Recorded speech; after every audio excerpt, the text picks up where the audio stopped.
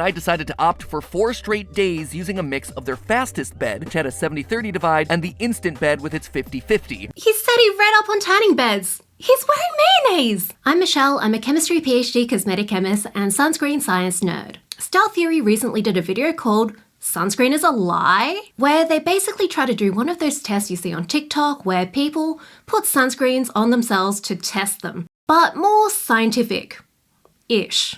A bunch of people asked me to react to it, and it's a really interesting concept, so I'm going to make it a lot less fun by commenting on it from a sunscreen science point of view. I'm sure we all have at least one person in our life who just doesn't believe in sunscreen. My mom, for instance, famously doesn't think that sunscreen works, and her upgrading to an SPF 8 was a huge moment in her character arc. But she's certainly not alone in thinking that. According to one study, 11% of Americans wear sunscreen every day, but a whopping 46% never wear sunscreen at all. Of course, making your own choice to not wear sunscreen is one thing, but it becomes entirely different when you start telling others to follow your lead. First off, I'm so happy to see someone with a big platform outside of that skincare and health social media space take on all this anti-sunscreen BS. It is a huge problem. Sunscreen is a really well-demonstrated way to protect your skin against UV from the sun, which leads to skin cancer, accelerated skin damage.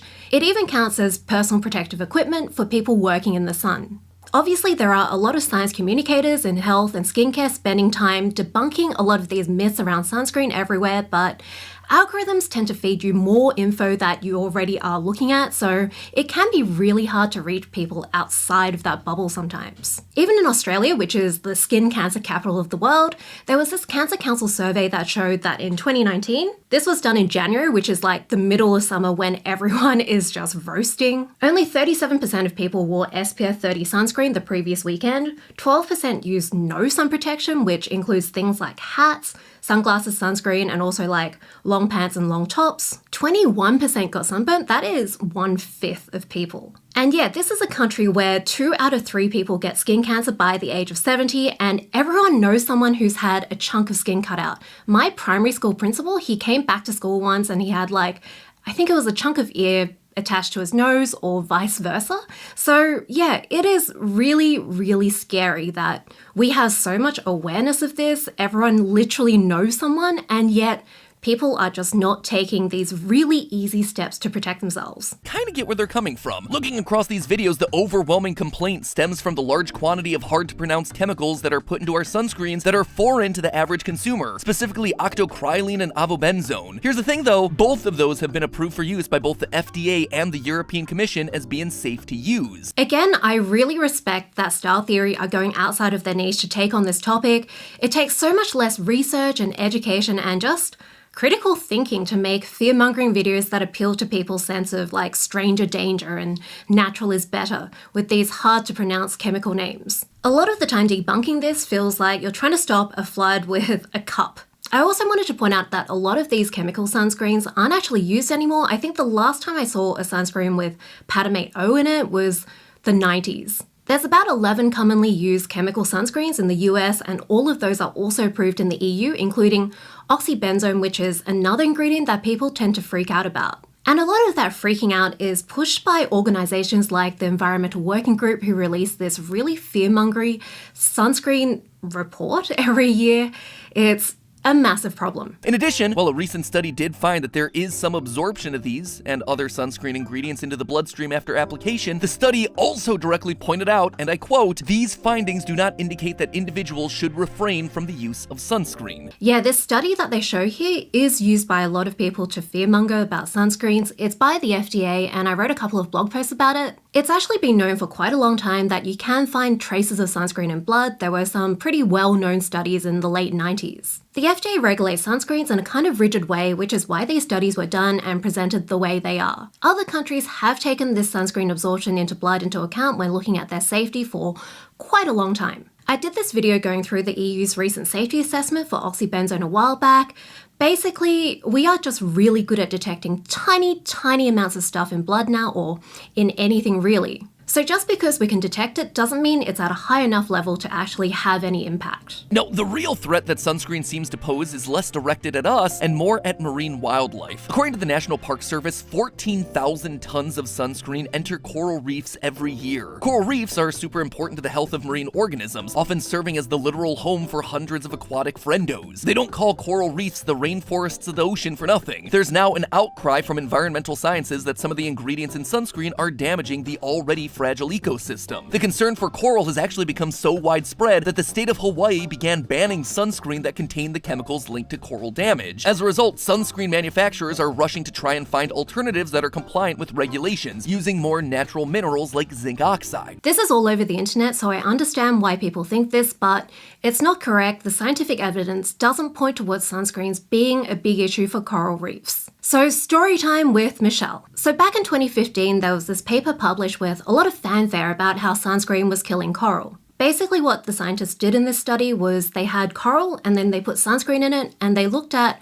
what concentration of sunscreen would start harming coral. Then they went to Hawaii and went to some areas near coral reefs. They took some water samples and measured the concentrations of sunscreen in them, and they found that those concentrations were higher than the amount needed to harm coral, so it seems like a pretty straightforward conclusion. Now, all of these headlines were from the day the paper was published, and this isn't even all of them. This is a really unusual amount of coverage for a paper that was published on the same day. So it turns out that the press release was sent out before the paper was actually available. It was embargoed until like 1 minute after midnight on the day the paper was published. This is something called science by press release. Basically, there is just no way that any of these reporters actually read the study critically or asked for commentary from other coral scientists. They would have just relied on what the press release said. And this is a big problem because there were a lot of issues with the paper. Some of their numbers were based off like a single sample of ocean water that was less than half a cup. They also tested the coral with DMSO, which is like a chemical that makes corals just like suck stuff in. So after all of this press attention, there were some coral scientists who gave more sensible opinions.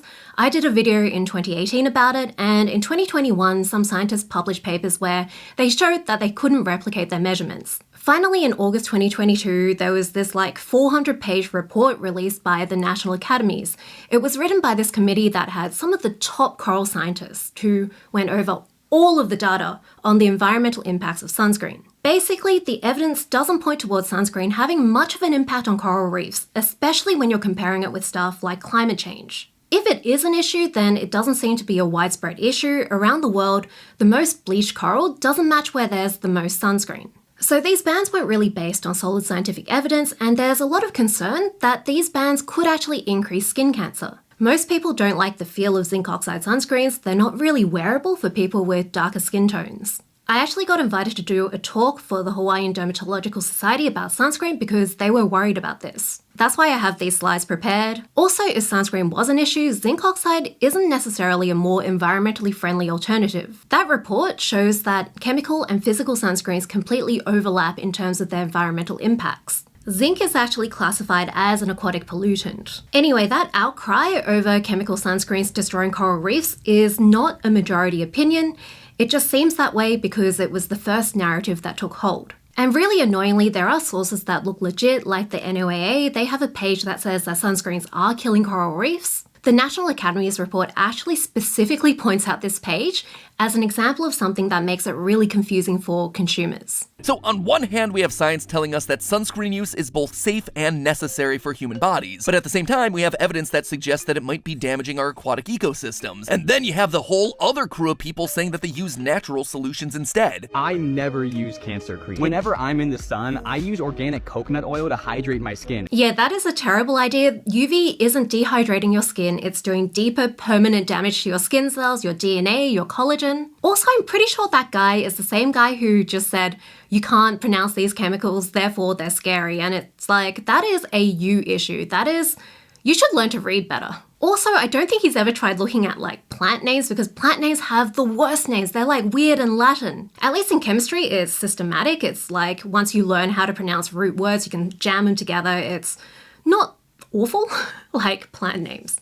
I really hate plant names. But gotta say, he didn't use a control, and the sunscreens were all different, and I just started to internally scream as I saw that experimental design and it going super viral. Hence this video. Do sunscreens actually work? Are there safer alternatives? Do the online hacks work? Does SPF matter? I wanted to test it all. So we designed, and then redesigned a third time a scientific experiment that would finally answer all of our questions about sunscreen. And we have the answers. Let me tell you, they're far from the answers that I expected. I really relate to this. A lot of the experiments I see on TikTok are just so bad. Like testing stuff with pH strip where pH doesn't actually matter, looking at things through UV cameras and like proving stuff. There was like a brand that was spreading sunscreen on toast. Experimental design is one of those basic things we learn in science to try to make sure that a test is fair, so I think it'll be really interesting to see how he does it differently. At first, we thought that this one was gonna be easy. Just buy a bunch of sunscreen and lay out in the balmy North Carolina sun for 2 hours, exactly like Tyler did for his test. But unlike Tyler, we were a bit more careful about how we chose our sunscreens. To make sure our results were as reliable as possible, we got a low, medium, and high SPF in each of 3 different popular consumer brands: Banana Boat, Sunbum, and Neutrogena. We even did our best to ensure that the SPFs were consistent across those brands: 35, 50, and 70. We also wanted 2 extremes, an extreme high and an extreme low. That got us a 4 in Hawaiian Tropic and 100 in Banana Boat. And that's not all. We also wanted to test price point. Would more expensive or fancier brands of sunscreen perform any differently? I think this approach makes a lot of sense. In science, you do generally want to control the variables. But one piece of background info that I feel like he might already know and he's maybe not telling us, maybe he'll talk about it later, that SPF number on the bottle of any sunscreen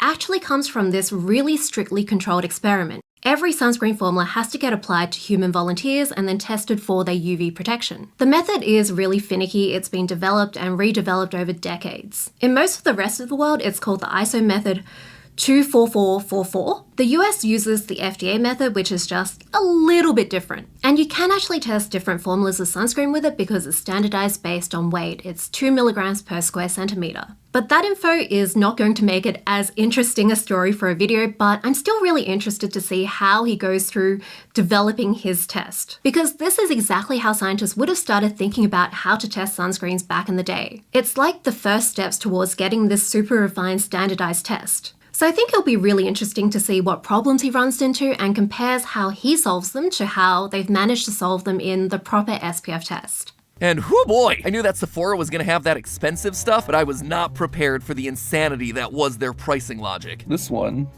costs less than this guy right here. It has a higher SPF. It works longer, 80 minutes versus 40 minutes, so double the time. Yeah, but this is a gel. So there's a high premium put on sunscreens that don't show up on your skin, that don't leave like a white sheen on your face or on your skin so that you can just be dewy. And so this one is a gel, and it's supposed to specifically go on sheer and totally scentless on all skin types. Hey, fun fact, turns out you can get away with charging double the price for something that's less protective, but is clear and odorless. Score. I can see where he's coming from, but this is legitimately a problem for a lot of people, especially people with darker skin. And especially if they want to wear sunscreen on a daily basis and not just like at the beach or the pool where you don't really care as much what you look like. The World Health Organization does recommend wearing sunscreen when the UV index is 3 or over. And darker skin people do have a lot more protection against skin cancer and sun-induced wrinkles, but UV also messes up pigment-producing cells. That means you end up with uneven pigment, and a lot of people don't like that. Also, there is a practical protection aspect for nicer-feeling sunscreens. Studies have found that people will apply more of a nicer sunscreen. And that matters because you'll have more molecules of sunscreen on your skin waiting there to absorb UV. But there is definitely some pricing shenanigans going on here. Brands can charge more for face products. And that test for SPF is the same, so if you find a body sunscreen that you like wearing on your face, you can totally go ahead and use it. But brands do tend to put more of their lighter feeling, skin smoothing tech in the face products. We also learned that luxury brands aren't immune from using wacky gimmicks to sell their effectiveness. It has something called wet force and something called heat force. Oh man, wet force and heat force? It's like the Power Rangers of sunscreen. We are definitely paying Power Ranger prices. Again, I get where they're coming from, but Shiseido are a legit company who hire scientists and they invest in actual scientific research, which is Less common than you would hope. Brands do use a lot of wacky marketing names for legit science, and honestly, I think a big part of it is that they underestimate our intelligence. Wet force is their name for this tech they use where the UV protection actually goes up when sunscreen comes in contact with water and sweat, which is not usually the case. Heat force is similar except with heat. And just when you thought it was impossible to rub any more substances into my body, we wanted to test some of the anti-sunscreen hacks. We went with the coconut oil, but we also tried avocado because we saw that come up in a lot of internet blogs. And lastly, we tried mayonnaise for the memes. I don't know if they controlled this and just didn't mention it, but one thing that is super important for getting reliable sunscreen tests is the amount that you use. In the proper SPF test, they use 2 milligrams per square centimeter, and that's where all those like teaspoon and shot glass recommendations come from. And that is super important because sunscreen is kind of like paint. So paint tries to block out like light from hitting whatever's underneath so that it doesn't interact with it and become visible. So if you don't have like enough paint particles or paint molecules, then you can see the thing underneath. It's the same idea with sunscreen. Sunscreen is essentially trying to hide your skin from the sun to stop that UV from getting through. In the actual SPF test, they're also really careful about how they apply to get that layer of sunscreen really even. They usually do some SPF estimates on slides first, and there's like this special robot they get to spread it out more evenly, and it's called the Spread Master. It was time to analyze our results. I was dumbfounded because scientifically this didn't make any sense. My best guess here is that all the sweat on my back might have contaminated the test results, mixing into an unholy soup of lotion that protected my back, but ultimately burned the data. We also realized that there was an issue with the sun. While I stayed perfectly still, the sun, moved, which created an uneven toasting across my back. That left us with two major problems to solve. How do you control the sun and your own sweat? Alright, so they've talked about the results. That was a really long segment, so I'm probably going to edit that down. But yeah, those are two of the big issues that are solved with the proper sunscreen test with something called a solar simulator. This is basically like a lamp that's really carefully designed to produce the same wavelengths of UV as the sun, so you don't need to deal with the sun moving around and shadows and all of that stuff. It also means that they can focus the light onto like really, really small circles on the person's back, and it limits the skin damage on the rest of the person. And that also controls the sweat because it's like a lot less hot for people lying around. We decided to change up the experiment a bit. When you can't have the sun come to you, why don't you go to the sun? The suntan city, that is, baby. The thought process here was that we would be able to get a consistent even tan across every square inch of my body, all while not sweating because the beds are equipped with fans and things designed to keep you cool. The beds are also more time efficient. According to the workers there, 12 minutes in some of these beds is the equivalent to 3 hours of sun exposure. So if we really wanted to test how sunscreen works under extended, intense sun exposure, this was gonna be it. Tanning beds are so bad. Please do not try this on yourself. Australia actually banned tanning beds about 10 years ago because there are a whole bunch of horrifying stats on what happens with like just one tanning session. Anyone who was in Australia at the time who wasn't like a fetus will remember this because it was like everywhere there was all this public debate. I think we all know that tanning beds aren't great, but it is so much worse than I thought. So more people develop skin cancer because of indoor tanning than develop lung cancer because of smoking. Those who have ever tanned indoors have an 83% increased risk of developing squamous cell carcinoma, that's one type of skin cancer, and a 29% increased risk of developing basal cell carcinoma, another type. Any use of a tanning bed before age 35 is associated with a 75% increase in risk for melanoma. And yeah, that's because tanning beds do have super intense UV, but tanning beds are also designed so that you burn less, so that you can tan for longer. Burning is mostly from shorter wavelengths of UV called UVB, so that means that these tanning beds have a lot more UVA than UVB. And UVA is bad because it seems to have a big role in triggering melanoma. So on top of the risk of the tanning beds, this is also not a good way to test how well a sunscreen protects against burning because they purposely got rid of a lot of those burning wavelengths. So you have to get longer exposure, you have to get a lot more UVA to get the same result. I'm really hoping that he came across these stats before he did this so he doesn't end up using the bed that much.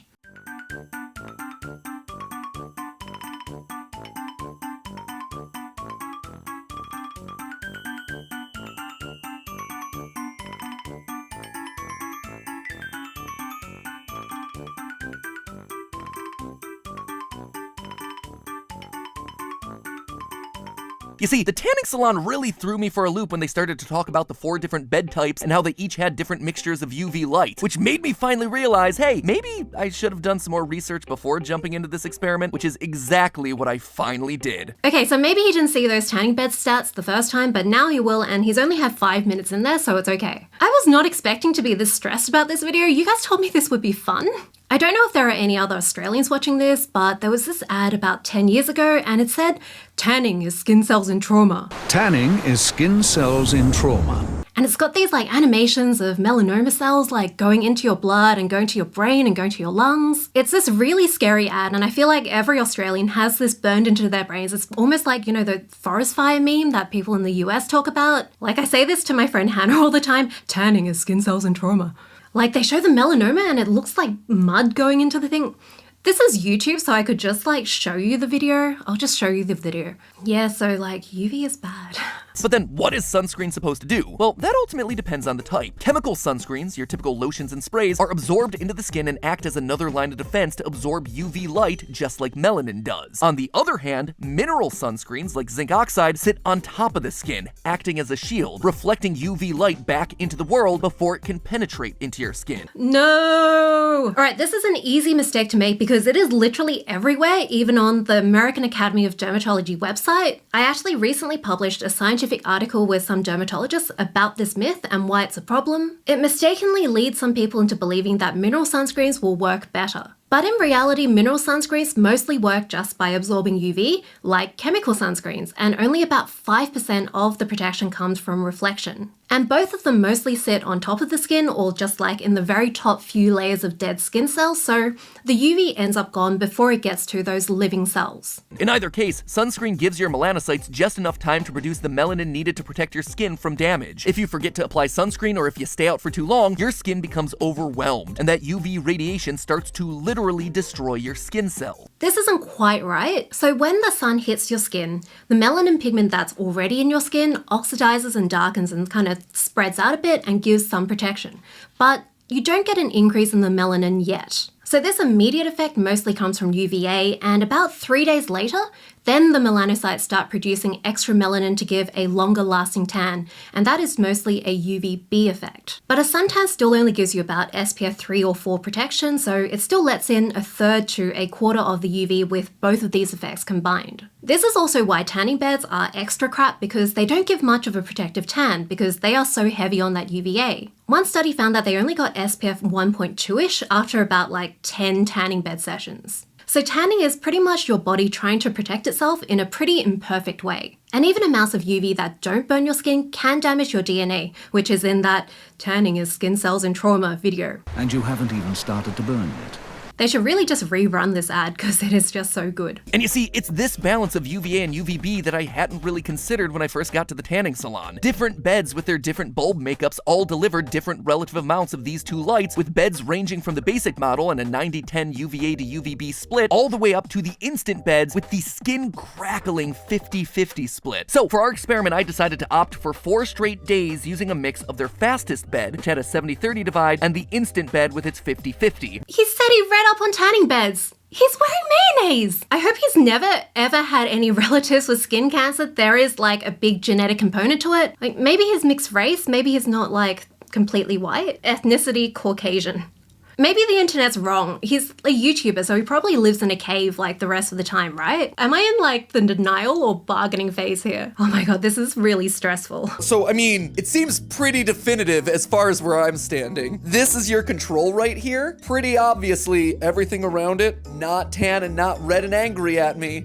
So it says that suntan lotion is clearly doing something. Honestly, I think what I'm most surprised by with this is every square worked, which is shocking to me. This one right here, this is the 7 SPF. Literally nothing, unchanged. Fantastic. I don't know if that's really unchanged. To me, I don't know if it's the camera, but it looks a little bit reddish. In actual SPF testing, they're looking for the slightest bit of reddening. It's called the minimal erythemal dose. They have specially trained people who have to get like their redness spotting abilities checked to spot that. It's also worth calling out the fact that like, hey, some of these were minerals. Most of these had like the uncomfortable chemicals that people can't pronounce. They all worked fine. But the ones that had minerals that didn't have any of those fancy scientific ingredients, yeah, Yep, totally fine. Regular lab muffin viewers are looking up the ingredients for this now and checking for BOS. So mineral sunscreens don't work that well without being pretty white on your skin, so a lot of brands used a booster, and it's essentially octosalicylate, a chemical sunscreen, except with like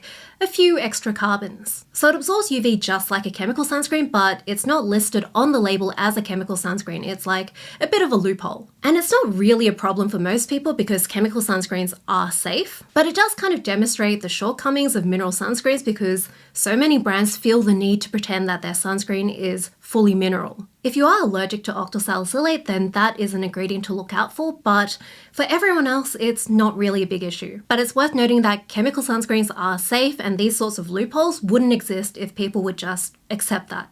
Doesn't matter the ingredients, it is there. Don't use mayonnaise. That's dumb. I wasted a week of my life and probably gave myself like skin cancer or something to prove to you that sunscreen works. You're welcome, internet. Now can I get this tape off my body? So what is our big takeaway from this long, arduous experience? It turns out that stuff that we've been rubbing onto our bodies for years and has gone through rigorous experimentation, it does indeed protect your skin from sunburn. Shocking, I know. Science works. Who would have guessed it? Sunscreen is one of the few skincare products where that final formula does have to be clinically tested on human skin for effectiveness before it gets sold. And that's pretty cool because that is not the case for pretty much anything else except like drug products. And it's not foolproof. Every year you'll see sunscreens like failing tests, and a while ago one of the really big sunscreen testing labs was conducting hardcore fraud. A guy went to jail. But most of the time when a sunscreen doesn't work on you, it's human error, like not applying enough or not reapplying, missing spots, not reapplying after you go into the water, maybe applying sunscreen only after you've gone into the sun and you've gotten quite a lot of UV, or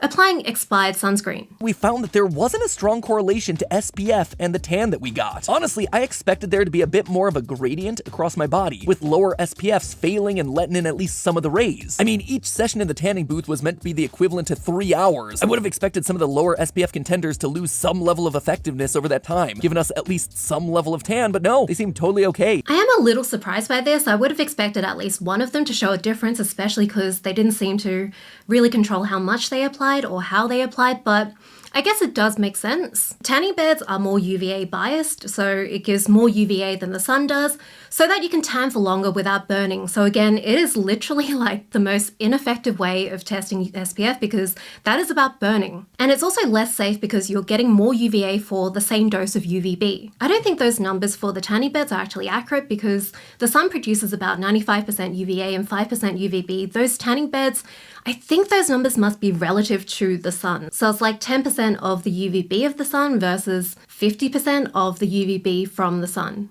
With those patches where he is burned, he's not like super red. So maybe he got more than enough UV to burn, but less than 4 times as much, so all of these sunscreens would have passed. It's kind of like if an exam is too easy, then everyone just gets 100%. There's no difference between if you're really good at that subject or really bad. In the actual SPF test, how they get around this like no result issue is they test how much UV your skin needs to burn, and they also know the estimated SPF of the sunscreen. So they know how much UV to use in the test to like see where the line is. So for like an SPF 30 sunscreen, they might use 6 different spots. Some of those spots will get less than 30 times the burning dose. Some of those spots will get more than 30 times the burning dose. Also, this setup he's got here is kind of like the best case scenario. Most of the time when a sunscreen stops working, it's because the physical film on your skin starts rubbing off and moving around and like having gaps. He's lying around still, he's got cooling fans, he's got like no sweat and no movement, so that is going to last a lot better than in real life. And if you're really concerned about how chemicals and sunscreens are affecting your body and or the environment, then it seems like you can absolutely switch to a more mineral-based sunscreen that uses stuff like zinc oxide. They're proven effective both by the FDA and my chest, and they don't get absorbed into your skin. That zinc oxide structure, I'm gonna pretend I didn't see that. Yeah, I mean, you can choose the mineral sunscreens instead, and it's good that people who are never going to use a chemical sunscreen do know that that's an option. But I do kind of wish that he mentioned that all of the scientific evidence overwhelmingly shows that chemical sunscreens are safe. Mineral sunscreens aren't necessarily better for the environment like I talked about before, but they also aren't necessarily safer for your health. I've done some videos before explaining how safety assessments for sunscreens are done, and that's what informs what percentages are allowed in sunscreens. There are like huge margins of safety built into those. So it's not like if you apply twice as much, you're going to be in like a danger zone. And there are some possible health effects with mineral sunscreens as well, which everyone tends to forget. Because of this bias that we all have where we assume natural means that things are safer. The biggest issue is that inhaling mineral particles is just not great for you. The EU actually banned titanium dioxide nanoparticles in spray sunscreens because of that. And also because the textures tend to be heavier, then people tend to apply less and maybe expose themselves to more UV than they thought they were. Finally though, perhaps the biggest takeaway of all of this is not relying on sunscreen alone. You know what protected me the best during this entire experiment? The medical tape between the boxes and my shorts. If you're gonna be spending time outside, take advantage of shade, hats, UV protective clothing like rash guards. These will ensure that you're minimizing your exposure as much as possible. Heck, all of those suggestions are supported not only by the doctors, but also by the sunscreen manufacturers themselves. Even the anti-sunscreen crowd's behind this one. Good to see that there is something that we all can agree on. Yep, this is good advice. In Australia, we had a bunch of public health campaigns, which I think is now we're up to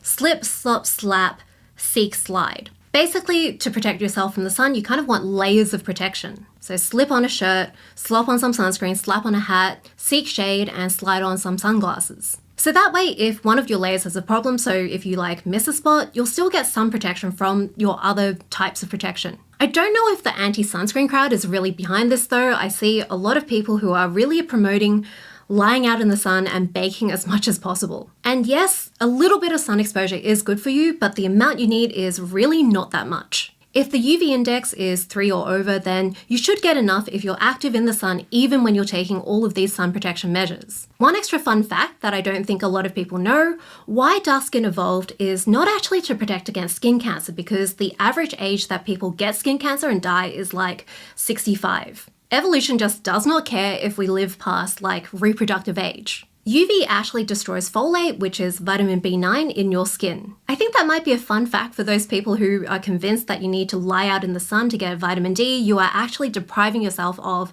a different vitamin. That was a surprisingly stressful watch. I am really impressed by his dedication here, especially if he did come across like these single tanning session stats before he did it, which I'm not sure he did because he did like 5 sessions. I really hope he's okay, and I hope he's really careful about getting mole checks from now on because that was like not great. He was wearing guacamole. It's probably not the wisest decision, and I'm glad he warns people not to do it, but from like a scientific curiosity angle, I am kind of glad I got to see it. So just to re-emphasize, don't do it. He's done it for us. We don't need to fry ourselves. And yeah, if your sunscreen has an SPF label on it, it has already been tested in a much safer and scientific way than you could possibly do yourself. And those tests still aren't foolproof. Sunscreens do still fail testing sometimes. I have a video all about that. This one, where I talk about why things go wrong and how to pick a sunscreen that's more likely to be effective. And once you have a good sunscreen, you'll also need to know how to use it. And I've got another video which answers probably every question you've ever had about wearing sunscreen. And for the mega nerds out there, I co-hosted a sunscreen conference. We actually got one of the top experts in SPF testing to do a talk. All of those links will be in the description. I hope you enjoyed this. I'm gonna go get this stress sweat off me. I'll see you next time.